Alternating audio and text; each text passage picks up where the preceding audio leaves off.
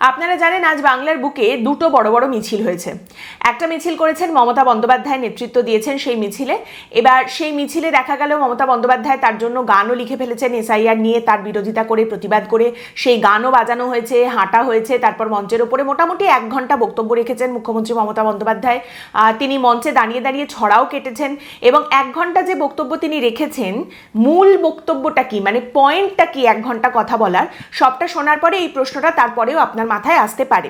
Fundamentally যেটা বোঝা যাচ্ছে, তৃণমূল কংগ্রেসের এই যে মিছিল, এই যে প্রতিবাদ, এর কারণটা কি, মিছিলের শিরোনামটা কি, সেটা হচ্ছে এসআইআর মানছি না, মানব না। যেটা বলাতে এই মুহূর্তে অ্যাকচুয়ালি কিচ্ছু যায় আসে না, কারণ এসআইআর প্রক্রিয়া অলরেডি শুরু হয়ে গেছে। আপনারা জানেন বিএলওরা বাড়ি বাড়ি গিয়ে ফর্ম দিতে শুরু করে দিয়েছেন এবং এই কথা আগেও আমরা বলেছিলাম যে এসআইআর আটকানোর ক্ষমতা কারোরই নেই। এটি একটি সাংবিধানিক প্রক্রিয়া, এটা শুরু হয়ে গেছে। কাজেই এখন মানছি না, মানব না বলতে পারেন কেউ, কিন্তু তাতে খুব একটা লাভ কিছু নেই। একইভাবে আপনারা জানেন শুভেন্দু অধিকারী আজ একটি মিছিল করেছেন এবং তিনি বলছেন যে মমতা বন্দ্যোপাধ্যায়ের মিছিলের পাল্টা কর্মসূচি হিসেবে এই মিছিলটা সামনে রাখা হয়েছে এবং শুভেন্দু অধিকারীর মিছিলের বক্তব্য হচ্ছে এসআইআর করতেই হবে, অনুপ্রবেশকারীদের নাম বাদ দিতেই হবে, এসআইআর করতেই হবে। আবারও একইভাবে এই মুহূর্তে এসআইআর মানছি না, মানব নাটা যেভাবে বললে কিছুই যায় আসে না, তেমনই এসআইআর করতেই হবে বললেও কিছু যায় আসে না, কারণ এসআইআর অলরেডি হচ্ছে, শুরু হয়ে গেছে। এই মুহূর্তে করতেই হবে বা মানছি না, মানব না, কোনোটাই ডাজেন্ট মেক সেন্স, কোনোটা বলেই কিছু যায় আসে না। এসব গল্প বলার সময় চলে গেছে। এখন এসব বলে সুস্থ শরীরকে ব্যস্ত করার কোনো মানেই হয় না। তারই সঙ্গে এই এসআইআর প্রক্রিয়া শুরু হওয়া, ফর্ম বিলি করা, এই সমস্ত কিছু শুরু হওয়ার পর থেকেই একটা খবর সামনে উঠে আসছে যে পশ্চিমবঙ্গে ভারত বাংলাদেশ সীমান্ত এলাকায় বেশ কিছু মানুষজন পশ্চিমবঙ্গ থেকে বাংলাদেশে পালিয়ে যাওয়ার চেষ্টা করছিলেন এবং সেখানে তারা আটক হয়েছেন, সেখানে তারা ধরা পড়েছেন। তারা এসআইআর এর জন্য ভয় পেয়ে পালিয়ে যাওয়ার চেষ্টা করছিলেন। তারা অনুপ্রবেশকারী, অবৈধভাবে ভারতে ছিলেন। কারুর ছোট কোনো মুদির দোকান ছিল, কেউ দিনমজুরি করতেন, কেউ বাড়ি বাড়ি পরিচারিকার কাজ করতেন এবং তারা বর্তমানে ধরা পড়েছেন, তারা চলে যাওয়ার চেষ্টা করছিলেন। এবং এইখানে খুব ইন্টারেস্টিং বিষয় যেটা সামনে উঠে এসেছে সেটা হচ্ছে এই মুহূর্তে বলা হচ্ছে যে তারা যখন কাঁটাতার পেরিয়ে ভারতে ঢুকেছিলেন তখনও তো তারা আর বর্ডার দিয়ে গটগট করে হেঁটে হেঁটে ঢুকে পড়েছেন, ব্যাপারটা এরকম নয়। কোনো না কোনো পাচার চক্রের সঙ্গে তারা যোগাযোগ করেছেন এবং সেখানে তার মাধ্যমে বাংলাদেশ থেকে পশ্চিমবঙ্গে ঢুকেছেন ওই সীমান্ত এলাকা দিয়ে, এবং সেক্ষেত্রে পাচারকারীদের টাকা দিতে হয়েছিল তাদের। এখন দেখা যাচ্ছে কাঁটাতার পার করে ভারতে ঢুকতে তাদের যত টাকা দিতে হয়েছে, ভারত থেকে পালানোর জন্য নাকি তার থেকে বেশি টাকা দিতে হচ্ছে পাচার চক্রকে।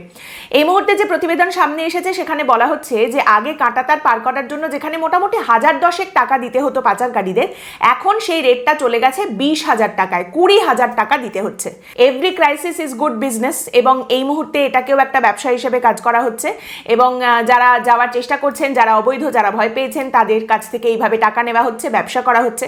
এই পরিস্থিতি হবে, এটাই স্বাভাবিক। আর জানাই ছিল যে এরকম কিছু ঘটনার কথা নিশ্চয়ই সামনে আসবে, পরবর্তীকালে আরও এরকম ঘটনার কথা সামনে আসতে পারে। এখন ব্যাপারটা হচ্ছে এদের নিয়ে ব্যবসা করা হচ্ছে, এরা অবৈধভাবে ছিলেন, এখন পালিয়ে যাওয়ার চেষ্টা করছেন, এরা দোষ করেছেন, এটা বোঝা যায়। কিন্তু তারই সঙ্গে যাদের এরকম কোনো কম্পালশন নেই যে আমাদের পালিয়ে যেতে হবে, নথিপত্র রয়েছে, আমরা এই দেশের মানুষ, এইরকম মানুষ যাদের কোনো সমস্যা নেই, তারাও এই মুহূর্তে এমন কিছু কাজ করছেন যেটা তাদের করার কোনো দরকার নেই, অথবা সেই রকম মানুষজন, তাদের সুযোগ তোলা হচ্ছে, তাদের ব্যবহার করা হচ্ছে। এই জায়গাগুলো থেকে যাতে আপনারা বিরত থাকতে পারেন সেই নিয়েই আজকের পর্বটা করা। অনেকেই যাদের কাছে নথিপত্র আছে, যাদের কোনো সমস্যা নেই, বা যাদের 2002 ভোটার তালিকায় নাম আছে বা তাদের বাবা মায়ের নাম রয়েছে, অনেকেই কিছু প্রশ্ন, কিছু সমস্যার কথা ব্যক্ত করেছেন। সেখানেই কিছু ক্ল্যারিটি, কিছু স্পষ্টতা যাতে আপনাদের সামনে আমরা তুলে ধরতে পারি সেই নিয়েই আজকের পর্ব। প্রথম কথা হচ্ছে বিএলওরা আপনাকে ফর্ম দিতে আসবেন। আপনাকে আপনার নামটা 2002 বা 2025 ভোটার তালিকায় কোথায় আছে সেই ভোটার তালিকার প্রিন্ট আউট করে বাড়িতে রেখে দেখাতে হবে বিএলওকে, বা ফর্মের সঙ্গে জমা দিতে হবে। এরকম কিচ্ছু আপনাকে করতে হবে না। এই মুহূর্তে আপনাকে কিচ্ছু করতে হবে না। আপনি বাড়িতে বাবু হয়ে বসুন। বিএলওরা আপনার বাড়ি আসবেন, আপনাকে একটা ফর্ম দেওয়া হবে, একই ফর্মের 2টো কপি আপনাকে দেওয়া হবে, সেই 2টো কপি আপনাকে ফিল আপ করতে হবে, ফর্ম পূরণ করবেন। 2টো ফর্মেই একই জিনিস লিখে আপনাকে পূরণ করতে হবে। একটা ফর্ম 2 দিন পরে এসে বিএলও নিয়ে যাবেন, আরেকটা ফর্ম অ্যাকনলেজ করবেন বিএলওরা, এবং সেটা আপনার কাছেই থেকে যাবে। আপনাকে কোথাও থেকে কিছু প্রিন্ট আউট বের করে এনে, ভোটার তালিকার প্রিন্ট আউট বের করে এনে এসব করতে হবে না। এবং বিএলওরা এই যে ফর্ম আপনাকে দিয়ে যাবেন, আপনাকে সেই ফর্ম পূরণ করার জন্য একটু সময় দেওয়া হবে, 1 দিন বা 2 দিন সময় দেওয়া হবে। 1 দিন 2 দিন পরে বিএলওরা এসে আবার সেই ফর্মটা আপনার কাছ থেকে সংগ্রহ করে নিয়ে যাবেন। এরকম নয় যে বিএলও ফর্ম নিয়ে এসেছেন এবং সঙ্গে সঙ্গে ফর্মটা আপনাকে পূরণ করে তক্ষুনি দিয়ে দিতে হবে, বিষয়টা এরকম নয়, সময় আপনি পাবেন। দ্বিতীয় কথা, বিএলওদের সঙ্গে সঙ্গে আপনি দেখবেন আপনার বাড়িতে বিএলওরা যখন ফর্ম দিতে আসছেন তার পাশে বিএলএরা রয়েছেন। বিএলএ কারা? তারা হচ্ছেন বুথ লেভেল এজেন্ট, বিভিন্ন রাজনৈতিক দলের এজেন্ট। তারা তৃণমূল কংগ্রেসের হতে পারেন, বিজেপির হতে পারেন, সিপিএম এর হতে পারেন, যে কোনো রাজনৈতিক দলের প্রতিনিধি হতে পারেন। তারা কিন্তু নির্বাচনী আধিকারিক নন, তারা নির্বাচনের কোনো কাজ সরকারিভাবে করছেন না, তারা কোনো সরকারি কর্মচারী নন, তারা রাজনৈতিক দলের প্রতিনিধি। কাজেই আপনার মূল কথোপকথনটা কিন্তু হবে বিএলওর সঙ্গে, বিএলএর সঙ্গে নয়। আপনার যা জিজ্ঞাস্য, আপনার যা যা জানার আছে, আপনি সেটা বিএলওর কাছ থেকে জানবেন। বিএলএ বুথ লেভেল এজেন্ট যিনি রাজনৈতিক দলের প্রতিনিধি রয়েছেন, তিনি সেখানে থাকতে পারেন। আপনার কোনো যদি কথা তাকে জিজ্ঞেস করতে মনে হয় বা যদি কোনো সাহায্য দরকার হয় আপনি জিজ্ঞেস করতে পারেন, কিন্তু আলটিমেটলি ফর্মটায় কি কি লিখতে হবে বা এই সংক্রান্ত যা প্রশ্ন আপনার রয়েছে সেই কথোপকথন মূলত কিন্তু আপনার হবে বিএলওর সঙ্গে। তিনি যে কথাটা বলছেন সেটা শুনুন। আপনার এবং বিএলওর কথোপকথনের মাঝখানে কোনো বিএলএ, কোনো রাজনৈতিক দলের প্রতিনিধি ইন্টারফেয়ার করতে পারেন না। তার কিন্তু সেই এখতিয়ার নেই যে তিনি আপনাকে বলে দেবেন কি করতে হবে। আপনাকে কি করতে হবে সেটা বিএলও আপনাকে সঠিকভাবে বুঝিয়ে দেবেন। কাজেই তার কথাটা সঠিকভাবে মন দিয়ে শুনুন। এবং ফর্ম ফিল আপের ক্ষেত্রে আপনার যদি কোনো সমস্যা হয় এবং কোনো বিএলএ অর্থাৎ রাজনৈতিক দলের প্রতিনিধি যারা আসছেন তারা যদি দুম করে বলেন যে আমাকে দিন, ফর্মটা আমি ফিল আপ করে দিচ্ছি, সেখান থেকে বিরত থাকাই ভালো। ফর্ম ফিল আপে অসুবিধা হলে বিএলওরই কিন্তু দায়িত্ব আপনাকে সাহায্য করার। কাজেই নিজে সেই ফর্ম পূরণ করুন অথবা বিএলওর সাহায্য নিন। এবং তারই সঙ্গে মনে রাখবেন যে এই বিএলওদের ওপরে নজর রাখার কাজ কিন্তু এই বিএলএদের, যে বিএলওরা কোথাও কোনো দিকে ঝুঁকে গিয়ে কাজ করছেন কিনা, পক্ষপাত দুষ্ট হয়ে কিছু করছেন, কারোর নাম ঢুকিয়ে দিচ্ছেন, বের করে দিচ্ছেন কিনা, এইটা দেখার জন্য কিন্তু বিএলএরা রয়েছেন। আপনাকে সাহায্য করার জন্য বিএলওরা রয়েছেন। এইবার আসি তৃতীয় কথায়। এই মুহূর্তে অনেকেই এই প্রশ্নটা করছেন যে বাড়িতে না থাকলে কি হবে। আপনি যদি সেই মুহূর্তে বাড়িতে না থাকেন যখন বিএলও এসেছেন, কোনো সমস্যার কারণ নেই, ভয় পাওয়ার কারণ নেই, তিনি আবারও আসবেন। সেই রকমই নির্দেশ নির্বাচন কমিশনের তরফ থেকে কিন্তু বিএলওদের দেওয়া রয়েছে। তারই সঙ্গে যদি ধরুন একজন বাড়িতে রয়েছেন, আরেকজন নেই, আরেকজনের অনুপস্থিতিতে আপনি সেই পরিবারের সদস্য হিসেবে কিন্তু তার ফর্মটা আপনিও নিয়ে রাখতে পারেন। আপনি বাড়িতে সেটা ফিল আপ করিয়ে রাখবেন যিনি সদস্য তাকে দিয়ে, বা তিনি যদি না থাকেন আপনি ফিল আপ করে দিতে পারেন তার হয়ে, তার কাছ থেকে সমস্ত ডিটেলস নিয়ে, এবং অবশ্যই করে তাকে হয়তো সই করতে হবে, সেই জায়গাটা থাকবে, সেই সই তিনি করবেন এবং তারপর তাকে কিন্তু ফর্ম জমা দিতে হবে। এবং আপনার যদি কোথাও সমস্যা এরকম মনে হয় যে আমার বাড়ির কোনো ছেলে বা মেয়ে সে এই মুহূর্তে পশ্চিমবঙ্গে নেই, বাইরে রয়েছে, ভোট দিতে এখানে আসে কিন্তু বাইরে আছে, তাহলে সে কি করে ফর্ম ফিল আপ করবে, তাহলে তার ফর্মটা কি আমি নিয়ে রাখবো নাকি তার ফর্মটা পাঠিয়ে দেবো, চিন্তার কোনো বিষয় নেই। কিছুদিন পরেই অনলাইনে এই অ্যাপ্লিকেশন, অনলাইনে ফর্ম ফিল আপের জায়গাটাও খুলে যাবে। যারা প্রবাসী, যারা বাইরে রয়েছেন তারা কিন্তু অনলাইনে বিষয়টা করে ফেলতে পারবেন। কাজেই এই নিয়ে চিন্তা করবেন না। এরপরের যেটা অত্যন্ত গুরুত্বপূর্ণ বিষয় সেটা হচ্ছে already booth level agent BLA যারা, তাদের ক্ষেত্রে নানা রকম সংঘাতের খবর কিন্তু সামনে উঠে আসছে।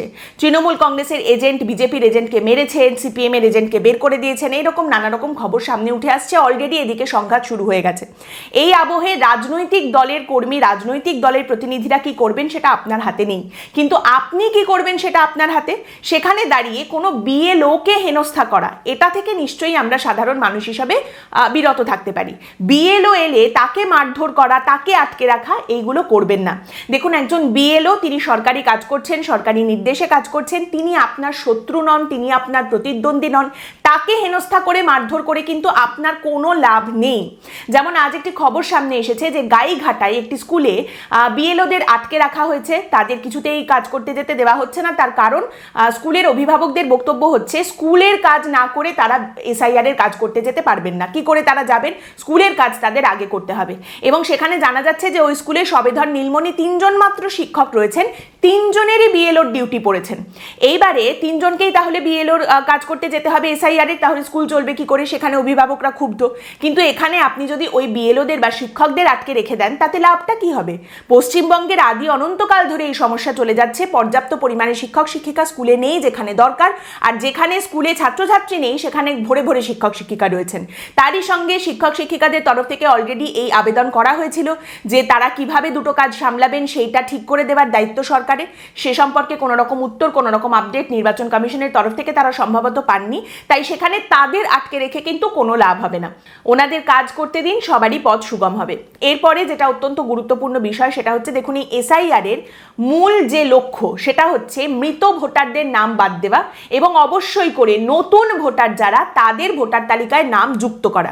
এবার মৃত ভোটারদের নাম বাদ দেওয়াটা অত্যন্ত গুরুত্বপূর্ণ পশ্চিমবঙ্গের ক্ষেত্রে, কারণ ভূত ভোটার আমরা দেখে দেখে অভ্যস্ত হয়ে গেছি প্রতিটা নির্বাচনে, এবং আমরা দেখতে পাই যে যারা ইহলোক ছেড়ে পরলোকে চলে গেছেন, ভোটের দিন করে তারা বারবার ইহলোকে চলে আসেন, ভোট দিয়ে চলে যান, এই জায়গাটা যাতে বন্ধ করা যায় সেটা কিন্তু এসআইআর এর অত্যন্ত গুরুত্বপূর্ণ একটি উদ্দেশ্য।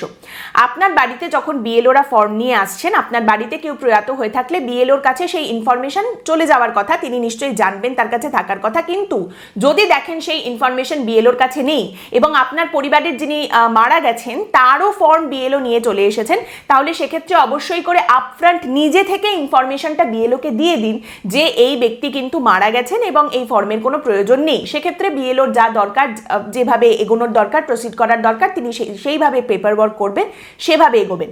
একই সঙ্গে আপনার পরিবারে যদি কোনো নতুন ভোটার থাকেন, অর্থাৎ যিনি এইবার প্রথম ভোট দেবেন, তার কথা অবশ্যই করে বিএলওকে বলুন এবং তার কাছ থেকে নতুন ভোটারের ফর্ম চেয়ে নিন, কিভাবে কি এগোতে হবে না হবে, ফর্ম ফিল আপ করতে হবে, সেই সমস্ত তথ্য বিএলওর কাছ থেকে নিয়ে নিন। দেখুন, ভয় দেখানো কোনো রাজনৈতিক দলের পক্ষেই কিন্তু ঠিক নয়, কোনো রাজনৈতিক দলেরই ভয় দেখানো উচিত নয়।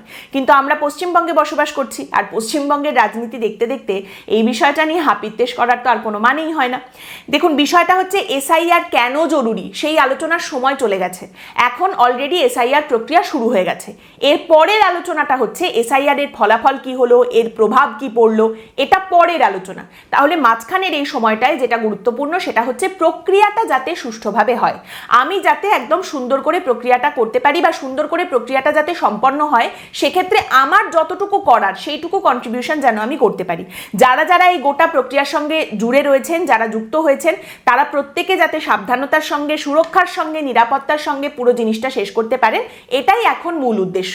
আগের আলোচনা হয়ে গেছে, পরের আলোচনা পরে। এখন শুধু মূল উদ্দেশ্য হচ্ছে এই প্রক্রিয়া যাতে সুষ্ঠুভাবে হয়, বাকি সবটাই এই মুহূর্তে রাজনৈতিক কোলাহল। আজকের পর্ব এখানেই শেষ করছি। আপনাদের মতামত অবশ্যই জানাবেন। পরের দিন দেখা হবে অন্য একটি বিষয় নিয়ে আলোচনায়। ভালো থাকবেন।